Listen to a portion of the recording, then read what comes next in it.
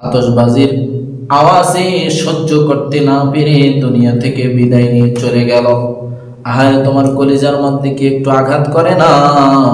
কিভাবে তুমি পারলে একজন শিশুকে এভাবে খুন করে ফেলতে? কিভাবে এর জবাব তুমি কিয়ামতের ময়দানে দিবে? আল্লাহ তাআলার কাছে অবশ্যই অবশ্যই অবশ্যই তোমাকে এর ব্যাপারে জিজ্ঞাসিত হতে হবে।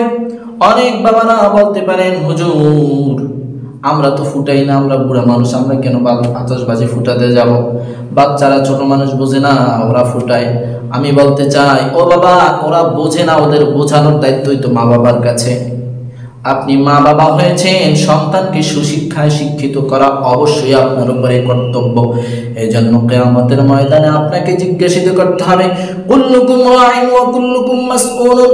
আপনি অবশ্যই জিজ্ঞাসিত হবেন আপনার সন্তানকে আপনি কি শিক্ষা দিয়েছিলেন, আপনার সন্তানকে আপনি কোন পথে হাঁটিয়েছেন। আপনার সন্তানকে আপনি বোমা কিনে দিবেন, আর এই বোমার আঘাতে মানুষ কষ্ট পাবে, এই বোমার আওয়াজে মানুষ কষ্ট পাবে, অসুস্থ রোগীরা কষ্ট পাবে, শিশু বাচ্চারা কষ্ট পাবে, নিষ্পাপ মাখলুক পশু পাখিরা কষ্ট পাবে। আর আপনি বলবেন বাচ্চারা আনন্দ ফুর্তি করে, কি করব, কিচ্ছু করার নাই। আপনি যদি একটু শাসন করতেন, এ বাবা, এই ছোট ছোট বাচ্চাগুলো এরকম এত বড় অপরাধের সঙ্গে সামিল হতে পারতো না। সুতরাং আপনার শাসনহীনতার কারণে, আপনার কর্তব্যহীনতার কারণে এই যে মানুষ কষ্ট পেয়েছে, এজন্য কিয়ামতের ময়দানে আপনাকে অবশ্যই জিজ্ঞাসিত হতে হবে।